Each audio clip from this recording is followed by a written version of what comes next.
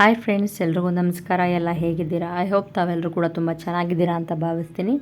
Welcome back to my channel. ನಿನ್ನೆ ನಾನಿನ್ನು video upload ಮಾಡೋದಕ್ಕೆ ತುಂಬ ಲೇಟ್ ಆಯಿತು. ಯಾಕಂದರೆ ಮಗನಿಗೆ ಹುಷಾರು ಬೇರೆ ಇರಲಿಲ್ವಲ್ಲ, ಹಾಗಾಗಿ ಇನ್ನು ಮಾರ್ನಿಂಗ್ ಬೇಗ ಕೂಡ ಎದ್ದು ಕೆಲಸಗಳೆಲ್ಲ ಮುಗಿಸ್ದೆ. ಏನಂದರೆ ಬರ್ಡೇ ಐತಲ್ಲ, ಮನೆಯಲ್ಲಿ ಹಾಗೆ ದೇವ್ರ ದೀಪ ಹಚ್ಚಿದ್ರೆ ಆಯಿತು ಅಂತ ದೇವಸ್ಥಾನಕ್ಕೆ ಬೇರೆ ಹೋಗೋಕ್ಕಾಗಲಿಲ್ಲ. ಯಾಕಂದರೆ ಅವ್ನಿಗಿನ್ನೂ ಜ್ವರ ಹಾಗೇ ಇತ್ತು, ಕಡಿಮೆ ಕೂಡ ಆಗಿರಲಿಲ್ಲ. ಹಾಗಾಗಿ ನಾನು ಮನೆಯಲ್ಲೇ ಸಿಂಪಲ್ಲಾಗಿ ದೇವ್ರ ದೀಪ ಹಚ್ಬಿಟ್ಟು ಸುಮ್ಮನಾದೆ. ಯಾಕಂದರೆ ಸ್ನಾನ ಎಲ್ಲ ಮಾಡಿಸ್ಬೇಕಿತ್ತಲ್ಲ, ಇನ್ನು ಜ್ವರ ಬಂದಾಗ ಸ್ನಾನ ಕೂಡ ಮಾಡಿಸೋವಾಗಿಲ್ಲ. ಇನ್ನು ಇಲ್ಲಿ ನಿಮಗೆ ಕಾಣಿಸ್ತಿರಂಗೆ ಇಲ್ಲಿ ಮರಗಳಿದೆ ನೋಡಿ, ಇದೆಲ್ಲ ಪಿಂಕ್ ಕಲರ್ ಹೂವು ಬಿಡ್ತಾ ಇರುತ್ತೆ. ಏನಂದರೆ ಈ ಬೇಸಿಗೆ ಟೈಮ್ ಏನಾದರೂ ಸ್ಟಾರ್ಟ್ ಆಯಿತು ಅಂದರೆ ನಮ್ಮ ಮನೆ ಬೀದಿ ಸೈಡೆಲ್ಲ ನೋಡೋದೇ ಒಂಥರ ಚೆನ್ನಾಗಿರುತ್ತೆ.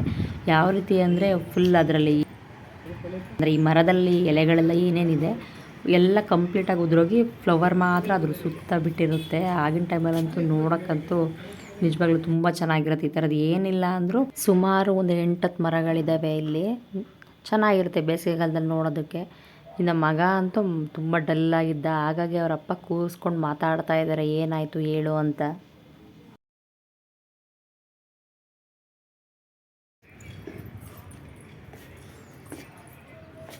ಚಿನ್ನೆ ಓಯ್, ಯಾಕೆ ಹಂಗಿರೋದು ಡಲ್ಲಾಗಿ? ಸುಶಾಂತ್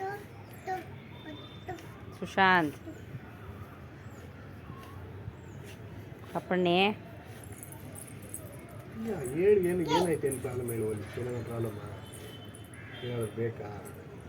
ಏನು ಹೇಳು ಬಂಗಾರ, ಏನಾಯ್ತು ಹೇಳು ಮನೆ, ಏನು ಸಮಯ? ನನ್ನ ಮಗ ತುಂಬ ಸೆನ್ಸಿಟಿವ್, ಅದೇನೋ ಗೊತ್ತಿಲ್ಲ, ಜ್ವರ ಬಂದಿದ್ದಕ್ಕೆ ಅವನಿಗೆ ತಡ್ಕೊಳಕ್ಕಾಗಲಿಲ್ಲ. ಅಷ್ಟು ಡಲ್ಲಾಗಿ ಬೇರೆ ಇದ್ದ, ಊಟ ತಿಂಡಿ ಬೇರೆ ಸರಿಯಾಗಿ ತಿಂತಿರಲಿಲ್ವಲ್ಲ, ಹಾಗಾಗಿ ಮತ್ತೆ ಅದೇನೋ ಮೆಡಿಸಿನ್ ಅವನಿಗೆ ವರ್ಕ್ ಆಗಲಿಲ್ಲ ಅಂದ್ಬಿಟ್ಟು ಇನ್ನೊಂದು ಹಾಸ್ಪಿಟಲ್ಗೆ ಬಂದಿದ್ವಿ. ಸರಿ ಇಲ್ಲೇ ತೋರಿಸ್ಕೊಳ್ಳೋಣ ಅಂತ, ಮನೆ ಹತ್ರನೇ ಇತ್ತಲ್ಲ, ಸರಿ ಅಂದ್ಬಿಟ್ಟು ಇಲ್ಲೇ ಪಿಡಿಯಾಟ್ರಿಷಿಯನ್ ಇದ್ದರು ಅಂದ್ಬಿಟ್ಟು ಅವ್ರಿಗೆ ತೋರ್ಸೋಕ್ಕೆ ಬಂದಿದ್ವಿ. ಅವ್ರು ನೋಡಿ ಜ್ವರ ಏನು ಅಷ್ಟೇನಿಲ್ಲ, 101 ಇದೆ, ಬಟ್ ಒಂದು ಟ್ಯಾಬ್ಲೆಟ್ ಕೊಡ್ತೀವಿ, ಅದನ್ನು ಇನ್ಸರ್ಟ್ ಮಾಡೋಣ ಸಾಕು. ಇನ್ನು 1-2-3 ಡೇಸ್ ನೋಡಿ, ಇನ್ ಕೇಸ್ ಕಡಿಮೆ ಆಗಲಿಲ್ಲ ಅಂದರೆ ಬೇಕಾದ್ರೆ ಬ್ಲಡ್ ಟೆಸ್ಟ್ ಮಾಡಿಸೋಣ ಅಂತ ಹೇಳಿದ್ರು. ಸರಿ ಅಂತ ಅಲ್ಲೆಲ್ಲ ತೋರಿಸ್ಕೊಂಡು ಒಂದಷ್ಟು ಮೆಡಿಸಿನ್ ಎಲ್ಲ ತೊಗೊಂಡು ಬಂದ್ವಿ. ಇನ್ನು ಜ್ಯೂಸ್ ಕುಡಿಯೋಕ್ಕೇನೋ ಹೇಳಿದರು, ಹಾಗಾಗಿ ಕೋಲ್ಡ್ ಇಲ್ಲದಲ್ಲೇ ಇರೋದನ್ನ ಜ್ಯೂಸ್ನ ಇಲ್ಲೇ ಮಾಡಿಸ್ಕೊಂಡ್ರಾಯ್ತು ಅಂದ್ಬಿಟ್ಟು ನಾವಿಲ್ಲೇ ಜ್ಯೂಸ್ ಸೆಂಟ್ರಿಗೆ ಬಂದು ಮೋಸಂಬಿ ಜ್ಯೂಸನ್ನು ತೊಗೊಂಡ್ವಿ ಅಷ್ಟೇ. ಇನ್ನೇನು ಅವು ಸ್ನ್ಯಾಕ್ಸ್ ಎಲ್ಲ ತೊಗೊಳಕ್ಕೆ ಹೋಗಲಿಲ್ಲ, ಯಾಕಂದರೆ ಮಗನಿಗೆ ಹುಷಾರಿಲ್ಲದ ಟೈಮಲ್ಲಿ ತೊಗೊಂಡ್ಬಿಟ್ರೆ ಅವನಿಗೂ ನೋಡಿ ತಿನ್ಬೇಕು ಅನಿಸ್ಬಿಡುತ್ತೆ. ಹಾಗಾಗಿ ಬಂದು ಜಸ್ಟು ಜ್ಯೂಸ್ ಮಾತ್ರ ಕುಡಿಸೋಗೋಣ ಅಂದ್ಬಿಟ್ಟು ಇಲ್ಲಿ ಬಂದ್ವಿ ಅಷ್ಟೇ. ಓಯ್ ಚಿನ್ನಿ ಮ್ಯಾಮ್ ಸುಶಾಂತ್ ಓದದು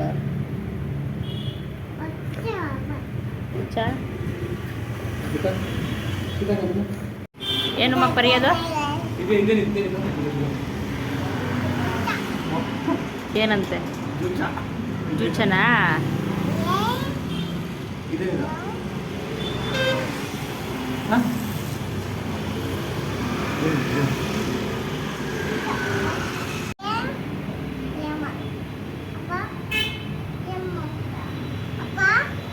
ಮಗ ಸ್ವಲ್ಪ ಹಠ ಮಾಡೋದು ಜಾಸ್ತಿ, ಏನು ಹೇಳಿದ್ರು ಕೇಳಲ್ಲ. ಅದು ಎಕ್ಸ್ಪೆಷಲಿ ಜ್ವರ ಬಂದಿರೋ ಟೈಮಲ್ಲಂತೂ ಅವನಿಗೆ ಊಟ ತಿಂಡಿ ಮಾಡಿಸೋದೇ ಒಂದು ದೊಡ್ಡ ತಲೆನೋವಾಗಿಬಿಡುತ್ತೆ ನನಗೆ.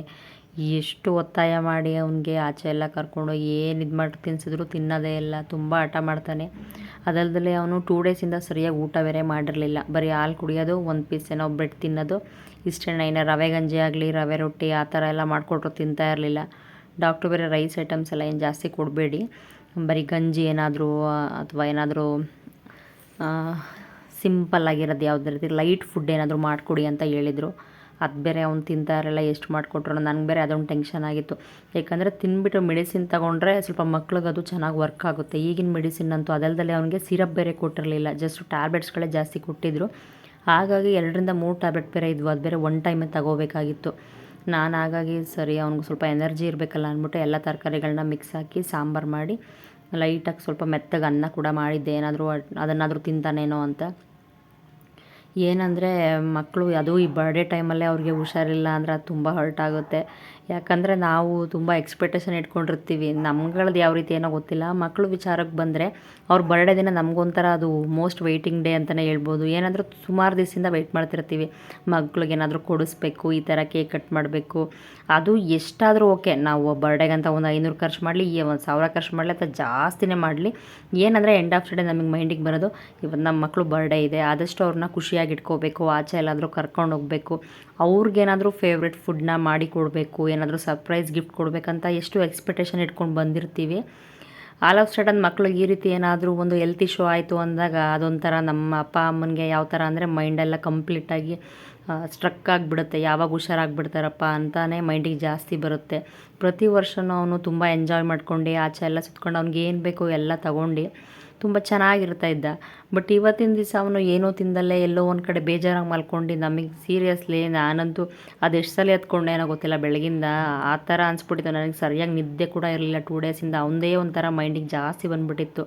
ಪಾಪು ಹೇಗೋ ಹುಷಾರಾದ್ಲು. ಅವಳಿಗೆ ಒನ್ ಟೈಮ್ ಜಸ್ಟ್ ಸಿರಪ್ ಹಾಕಿದ್ದಕ್ಕೆ ಅವಳಿಗೆ ಲೈಟಾಗಿ ಜ್ವರ ಬಂದಿತ್ತಲ್ವ, ಹಾಗಾಗಿ ಅವಳು ಹುಷಾರಾದ್ಲು. ಆದರೆ ಮಗನಿಗೆ ಮಾತ್ರ 1-2 ದಿನ ಹಾಗೇ ಇತ್ತು. ಹೆಂಗೋ ದೇವ್ರದಿಂದ ಸದ್ಯಕ್ಕೆ ನಾವು ಕ್ಲಿನಿಕ್ಗೆ ಅಲ್ಲಿ ತೋರಿಸ್ಕೊಂಡು ಬಂದಿದ್ದಕ್ಕೆ ಪರವಾಗಿಲ್ಲ, ಮೆಡಿಸಿನ್ ಎಲ್ಲ ಚೆನ್ನಾಗೇ ವರ್ಕ್ ಆಯಿತು. ಅವನಿಗೆ ಜಾಸ್ತಿ ತಲೆನೋವು ಅಂತ ಬೇರೆ ಹೇಳ್ತಾ ಇದ್ದ. ಸದ್ಯಕ್ಕೆ ತಲೆನೋವು ಕೂಡ ಕಡಿಮೆ ಆಗಿ ಜ್ವರ ಆಲ್ಮೋಸ್ಟ್ ಒಂದು 80% ಕಡಿಮೆ ಆಯಿತು ಅಂತಲೇ ಹೇಳ್ಬೋದು. ನನಗೆ ಅದೊಂದು ಸ್ವಲ್ಪ ಸಮಾಧಾನ ಕೊಡ್ತು. ಸರಿ, ಅಟ್ಲೀಸ್ಟು ಈಗಿನ ಟೈಮಲ್ಲಾದರೂ ಹುಷಾರಾದ್ನಲ್ಲ ಅಂತ. ಏನಂದರೆ ಜ್ವರ ಆಲ್ ಆಫ್ ಸಡನ್ ಕಡಿಮೆ ಕೂಡ ಆಗಲ್ಲ, ಇರುತ್ತೆ ಇಮಿಡಿಯೇಟಾಗಿ ಒಂದೊಂದು ಟೈಮ್ ಜಾಸ್ತಿನೇ ಆಗಿಬಿಡುತ್ತೆ, ಹೇಳೋಕ್ಕಾಗಲ್ಲ. ಬಟ್ ಸಂಜೆ ಹೊತ್ತಿಗೆ ಸ್ವಲ್ಪ ರಿಕವರಿ ಆಗಿದ್ದ ಅವನು.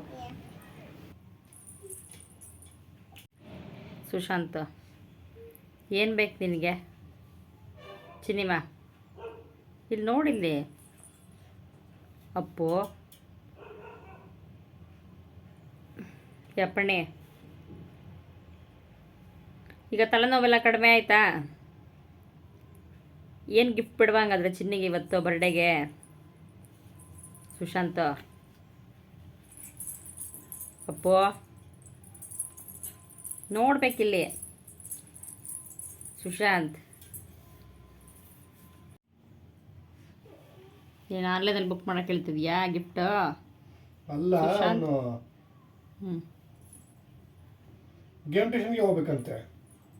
ಬೇಡ ಮನೆ, ಈಗ ತಾನೇ ಹುಷಾರಾಗ್ತಿದ್ಯಾ? ಇವಾಗ ತಾನೇ ಸುಮ್ಮನೆ ಇವಾಗ ಹೆಂಗಿತ್ತು?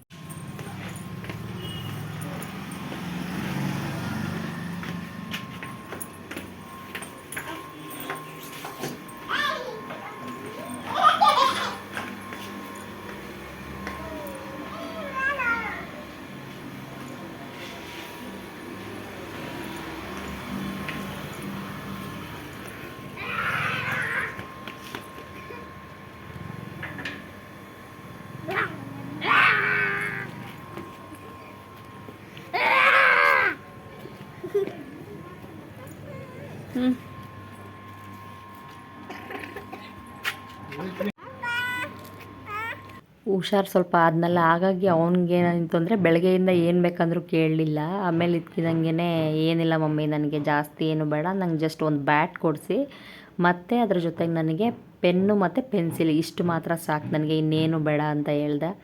ಇನ್ನು ಸರಿ, ಇನ್ನು ಯಾಕಂದರೆ ಈ ದಿನ ಮತ್ತೆ ಮಿಸ್ ಆದರೆ ಇನ್ನೇನಿದ್ರು ನೆಕ್ಸ್ಟ್ ಇಯರೇ ವೆಯ್ಟ್ ಮಾಡಬೇಕು. ಇನ್ನು ಮಗ ಬೇರೆ ಬಾಯ್ಬಿಟ್ಟು ಬೇರೆ ಪಾಪ ಕೇಳಿದ್ದಾನೆ, ಅವ್ನಿಗೆ ಕೇಕ್ ಕೂಡ ಕಟ್ ಮಾಡಿಸೋಣ ಅಂದರೆ ಎಲ್ಲ ಬೇಡ ಅಂತ ಅಂದ. ಅದಲ್ದಲೆ ಅದು ತಂದರೆ ಅವ್ನು ತಿನ್ನೋ ಸ್ಟೇಜಲ್ಲಂತೂ ಇರಲಿಲ್ಲ. ಈಗ ತಾನೇ ಹುಷಾರಾಗ್ತಿದ್ದ, ಮತ್ತೆ ಅದೆಲ್ಲ ತಿನ್ನಿಸ್ಬಿಟ್ರೆ ತೊಂದರೆ ಆಗಿಬಿಡುತ್ತೆ ಅಂದ್ಬಿಟ್ಟು ನಾವು ಕೇಕ್ ಕೂಡ ಕಟ್ ಮಾಡಲಿಲ್ಲ. ಹಾಗೆಯೇ ಆಚೆ ಮನೆ ಹತ್ರನೇ ಹೇಗಿದ್ರು ಆಚೆನೇ ಇತ್ತಲ್ಲ ವಿಶಾಲ್ ಮಾರ್ಟ್ ಅಂದ್ಬಿಟ್ಟು, ಏನು ನಮ್ಮ ಮನೆಯಿಂದ ಜಸ್ಟ್ ಒಂದು 10 ಮಿನಿಟ್ಸ್ ಆಗುತ್ತೆ ಅಷ್ಟೇ, ಅಲ್ಲೇ ಕರ್ಕೊಬಂದು ಅವ್ನಿಗೆ ಏನು ಇಷ್ಟ ಅಂತ ಬ್ಯಾಟ್ ಒಂದು ಕೊಡಿಸ್ಬಿಟ್ಟು, ಇನ್ನು ಸ್ಟೇಷನರಿ ಐಟಮ್ ಏನಾದರೂ ಬೇಕಾ ಅಂತ ಕೇಳಿದ್ವಿ. ನಿಜವಾಗ್ಲೂ ಅವ್ನ ಕಣ್ಣಿಗೆ ಅಷ್ಟೊಂದು ಇದ್ರೂ ಅವನು ಏನೂ ಕೂಡ ತಗೊಳ್ಳಿಲ್ಲ. ಅದೊಂದು ತೊಗೊಂಡ್ಬಿಟ್ಟು ನೆಕ್ಸ್ಟು ಬರೀ ಪೆನ್ಸಿಲ್ ಮಾತ್ರ ಕೇಳ್ದೆ. ಅಂಥದ್ರಲ್ಲೂ ಅವ್ರ ಪಪ್ಪ ಏನಾದರೂ ಬೇಕಾ, ಅಟ್ಲೀಸ್ಟು ಬುಕ್ಸು ಪೆನ್ಸಿಲು ಏನೇನೋ ಇದೆ ನೋಡು, ಈ ಥರ ಜಾಮಿಟ್ರಿ ಬಾಕ್ಸ್ಗಳೆಲ್ಲ ಚೆನ್ನಾಗಿದ್ದಾವೆ ಅಂತ ತೋರಿಸ್ತಾ ಇದ್ರು. ಅವ್ನಿಗೆ ಅದೆಲ್ಲ ಇಷ್ಟನೇ ಆಗಲಿಲ್ಲ. ಯಾಕಂದರೆ ಇಲ್ಲಿ ಫ್ರೆಂಡ್ಸ್ ಇದ್ದಾರಲ್ಲ, ಅವ್ರ ಹತ್ರ ಆಡ್ಕೊಳ್ಳೋಕ್ಕೆ ಯೂಸ್ ಆಗುತ್ತೆ ಅಂದ್ಬಿಟ್ಟು ಬ್ಯಾಟ್ ಒಂದು ತರಿಸ್ಕೊಂಡ ಅಷ್ಟೇ. ಅದು ಬಿಟ್ಟರೆ ಅವ್ನಿಗೆ ಕೆಲವೊಂದಷ್ಟು ಹೋಮ್ವರ್ಕು ಅದೆಲ್ಲ ಕೊಟ್ಟಿರ್ತಾರಲ್ವ, ಎಲ್ಲ ಬರೆಯೋದಕ್ಕೋಸ್ಕರ ಪೆನ್ಸಿಲ್ ಮೊನ್ನೆ ತಾನೇ ತಗೊಬಂದಿದ್ದ. ಅವನೇನು ಮಾಡ್ತಾನೆ ಅಂದರೆ ತಗೊಂಡೋಗಿದ್ದೆಲ್ಲ ಸ್ಕೂಲ್ನಲ್ಲೇ ಯಾರಾದರೂ ಕೇಳಿದ್ರು ಅಂದರೆ ಎಲ್ಲ ಕೊಟ್ಬಿಟ್ಟು ಬರೋ ಟೈಮಲ್ಲಿ ಖಾಲಿ ಕೈಯಲ್ಲಿ ಬಂದುಬಿಡ್ತಾನೆ ಆ ಥರ. ಹಾಗಾಗಿ ಅವ್ನಿಗೆ ಎಷ್ಟು ಪೆನ್ಸಿಲ್ ಕೊಡಿಸಿದ್ರೂ ಸಾಲೋದೇ ಇಲ್ಲ. ಸರಿ ಅಂತ ಇದೊಂದು ಕೇಳ್ದ ಅವ್ನು ಇಷ್ಟಪಟ್ಟು ಅಷ್ಟೇ. ಇದೊಂದು ತಗೊಂಡ್ವಿ. ನೆಕ್ಸ್ಟು ಬೇರೆದೆಲ್ಲ ಅವರಪ್ಪ ತೋರಿಸ್ತಾ ಇದ್ರು, ನೋಡು ಈ ಥರ ಎಲ್ಲ ಸುಮಾರಿದೆ, ಅಟ್ಲೀಸ್ಟ್ ಇನ್ನೇನಾದರೂ ಬೇಕಾದರೆ ಕೇಳು, ಮತ್ತು ಪದೇ ಪದೇ ಎಲ್ಲ ಬರೋಕ್ಕಾಗಲ್ಲ ಅಂದಿದ್ದಕ್ಕೆ ಏನು ಬೇಡ ಪಪ್ಪ ಅಂದ್ಬಿಟ್ಟು ಒಂದೆರಡು ಐಟಮ್ಗಳು ತಗೊಂಡ ಅಷ್ಟೇ ಅವನು. ಜಾಮಿಟ್ರಿ ಬಾಕ್ಸ್ಗಳು ಅಷ್ಟೇ. ಈಗಂತೂ ಎಷ್ಟೆಷ್ಟು ಡಿಸೈನ್ಗಳು ಬಂದಿದ್ದಾವೆ ಅಂದರೆ ಸುಮಾರು ವೆರೈಟಿ ಡಿಸೈನ್ಗಳಿದ್ದಾವೆ ಅಂತಲೇ ಹೇಳ್ಬೋದು. ನಾವು ಓದೋ ಟೈಮಲ್ಲಂತೂ ಈ ಥರ ಡಿಸೈನ್ಗಳೇ ಇರಲಿಲ್ಲ ಬಿಡಿ. ಯಾವುದೋ ಒಂದು ಜಾಮಿಟ್ರಿ ಬಾಕ್ಸ್ ತಗೊಂಡು ಸಿಕ್ಕಿದೆಲ್ಲ ಅದ್ರಲ್ಲಿ ತುಂಬಿಕೊಂಡೇ ಇರ್ತಾಯಿದ್ವಿ. ಬಟ್ ಈಗಿನ ಮಕ್ಳಿಗಂತೂ ಅವ್ರಿಗೆ ಕನ್ಫ್ಯೂಸ್ ಆಗಬೇಕು, ಅಷ್ಟು ಆಪ್ಷನ್ಸ್. ನೋಡಿಲಿ ಎರೇಸರು ಅಷ್ಟೇ, ಅದರಲ್ಲೇ ಎಷ್ಟು ವೆರೈಟೀಸ್ ಆಫ್ ಡಿಸೈನ್ ಇದೆ ಅಂದರೆ ವೆಜಿಟೇಬಲ್ಸು ಅದು ಇದು ಸುಮಾರಿದ್ವು.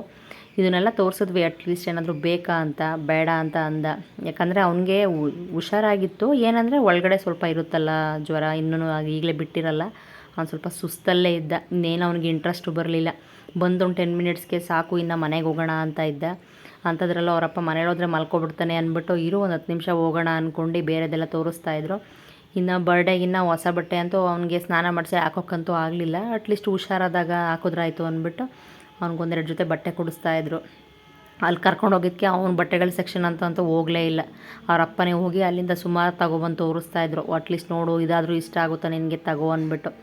ಏನಂದರೆ ಈ ಬರ್ಡೇ ದಿನ ಹಾಕೋಕ್ಕಾಗಲಿಲ್ಲ ಅಂದ್ರೂ ಇನ್ನೇನು ಶಿವರಾತ್ರಿ ಹಬ್ಬ ಬರುತ್ತಲ್ಲ, ಇನ್ನೊಂದು 10 ಡೇಸ್ ಬಿಟ್ಟು ಆವಾಗಲಾದರೂ ಯೂಸ್ ಆಗುತ್ತಲ್ಲ ಅಂತ ಕೊಡ್ಸೋಣ ಅಂದ್ಬಿಟ್ಟು ಎಲ್ಲ ತಗೊಬಂದು ತೋರಿಸ್ತಾಯಿದ್ರು. ಇನ್ನು ನನ್ನ ಮಗಳು ನೋಡಿ, ಅವಳು ಏನಂದರೆ ಖುಷಿಯಾಗುತ್ತೆ ಅಂದರೆ ಅವಳು ಮುಂದೆ 1000 ಐಟಮ್ಗಳು ಎಂಥದಿಟ್ಟರು ಅಷ್ಟೇ, ಅವಳು ಏನು ನನಗೆ ಬೇಕು ಅಂತ ಹಠನೇ ಮಾಡಲ್ಲ. ಸುಮ್ಮನೆ ಅಲ್ಲೇನಾದರೂ ತಗೊಂಡು ಜಸ್ಟ್ ಹಾಗೆ ಸುತ್ತ ಎಲ್ಲ ಇಟ್ಕೊಂಡು ಆಟ ಆಡ್ತಾ ಇರ್ತಾಳೆ ಅಷ್ಟೇ. ಅದು ಬೇಕು ಇದು ಬೇಕು ಅಂತ ಕೇಳೋಳೆ ಅಲ್ಲ ಅವಳು ಅಷ್ಟೇ. ಲಾಸ್ಟ್ ಟೈಮ್ ಮಾತ್ರ ಹೋದಾಗ ಅದೊಂದು ಪಿಂಕ್ ಕಲರ್ ಟಾಯ್ ತಗೊಂಡಿದ್ಲು ಅಷ್ಟೇ, ಇನ್ನೇನು ಅವಳು ತಗೊಳ್ಳೋದೇ ಇಲ್ಲ. ನಂತರ ಇನ್ನು ಮಗನ ಕೊಡಿಸಿದಾಯ್ತು, ಮಗಳಿಗೂ ಒಂದು ಜೊತೆ ಕೊಡಿಸ್ಬಿಡೋಣ, ಹೇಗಿದ್ರು ಹಬ್ಬ ಹೇಳ್ದಾಗೆ ಶಿವರಾತ್ರಿ ಹಬ್ಬ ಬರುತ್ತಲ್ಲ ಅದಕ್ಕೆ ಆಗುತ್ತಲ್ಲ ಅಂದ್ಬಿಟ್ಟು. ಪಾಪುಗೂ ಅಷ್ಟೇ ಸುಮಾರು ಫ್ರಾಕ್ಗಳೆಲ್ಲ ಇದ್ವು. ಆ್ಯಕ್ಚುಲಿ ನನಗಿದು ತುಂಬ ಇಷ್ಟ ಆಯಿತು, ಬಟ್ ನಮ್ಮ ಹಸ್ಬೆಂಡ್ಗೆ ಇದು ಚೆನ್ನಾಗಿರುತ್ತೆ, ಜೀನ್ಸ್ ಥರದವಳು ಈ ಥರ ಡಿಸೈನ್ ಹಾಕಿಲ್ವಲ್ಲ ಅಂದ್ಬಿಟ್ಟು ಇದನ್ನೇ ಸೆಲೆಕ್ಟ್ ಮಾಡ್ತಾಯಿದ್ರು. ಇನ್ನು ಸಮ್ಮರ್ ಬೇರೆ ಇನ್ನೂ ಸ್ಟಾರ್ಟ್ ಆಗುತ್ತಲ್ಲ, ಮಕ್ಕಳಿಗೆಲ್ಲ ಈಗ ಕಾಟನ್ ಫ್ರಾಕು ಆ ಥರದ್ದೇ ಚೆಂದ. ಈಗ ಜಾಸ್ತಿ ಹೆವಿ ಇರೋದೆಲ್ಲ ತೊಗೊಂಬಿಟ್ರೆ ಅವರು ಹಾಕೋಕ್ಕೂ ಇಷ್ಟಪಡಲ್ಲ. ಹಾಗಾಗಿ ಸಿಂಪಲ್ ಆಗಿರೋದೇನಾದರೂ ಫ್ರಾಕ್ಗಳು ನೋಡೋಣ ಅಂತ ನೋಡ್ತಾ ಇದ್ದೆ. ಬಟ್ ಏನಂದರೆ ಒಂದು ಡಿಸೈನ್ಗಳು ಇಷ್ಟ ಆದರೆ ಅವಳಿಗೆ ಸೈಜ್ಗಳೇ ಸರಿಯಾಗಿ ಸಿಗ್ತಿರಲಿಲ್ಲ, ಆ ಥರ ಇತ್ತು. ಬಟ್ ಡಿಸೈನ್ ಮಾತ್ರ ತುಂಬಾ ಚೆನ್ನಾಗಿದ್ವು. ಎಲ್ಲ ಸಿಂಪಲ್ಲಾಗಿ ಎಲ್ಲ ಕಾಟನ್ ಫ್ರಾಕ್ಗಳೇ. ಮಕ್ಳಿಗೆ ಏನಂದರೆ ಇಂಥದ್ದೇ ತುಂಬ ಕಂಫರ್ಟೇಬಲ್ ಆಗಿರುತ್ತೆ ಅವ್ರಿಗೆ. ನಾವು ಹೆವಿ ವರ್ಕಿಂದೆಲ್ಲ ತಗೊಂಡು ಹಾಕ್ತೀವಿ ಅಂದರೆ ಅವ್ರಿಗೊಂಥರ ಕಂಫರ್ಟೇಬಲ್ಲೇ ಇರೋದಿಲ್ಲ. ಈ ಥರದ್ದು ಹಾಕಿದ್ರೆ ಏನಂದರೆ ತುಂಬ ಇಷ್ಟಪಟ್ಟು ಹಾಕೋತಾರೆ ಮಕ್ಳುಗಳು, ಯಾಕಂದರೆ ಕಾಟನ್ ಅಲ್ವಾ, ಅವ್ರಿಗೂ ಒಂಥರ ಅದೊಂಥರ ಇಚ್ಚಿನೆಸ್ ಆಗಲಿ ಆ ಥರ ಈ ಥರ ಏನೂ ಇರೋದಿಲ್ಲ. ಹಾಗಾಗಿ ಎಷ್ಟು ಬೇಕು ಅಷ್ಟು ಮಾತ್ರ ಇಬ್ರಿಗೂ ಅಷ್ಟೇ ಒಂದೊಂದು ಜೊತೆ ಬಟ್ಟೆಗಳು ತಗೊಂಡು ಇನ್ನು ಹೊರಟ್ವಿ. ಯಾಕಂದರೆ ಮಗನಿಗೂ ಸಾಕು ಅನಿಸ್ಬಿಟ್ಟಿತ್ತು, ಹೊರಟ್ರೆ ಸಾಕು ಅಂತ.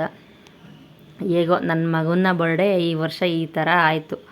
ಎಂಡ್ ಆಫ್ ದಿ ಡೇ ಯಾವ ಥರ ಸೆಲೆಬ್ರೇಷನ್ ಮಾಡ್ತೀವಿ ಅನ್ನೋದಕ್ಕಿಂತ ಹೆಚ್ಚಾಗಿ ನನ್ನ ಮಗ ಹೆಂಗೋ ಅಟ್ಲೀಸ್ಟ್ ಅವನು ಬೇಗ ಹುಷಾರಾದರೆ ಸಾಕು ಅನ್ನೋದೇ ನನ್ನ ಮೈಂಡಲ್ಲಿ ಜಾಸ್ತಿ ಇತ್ತು.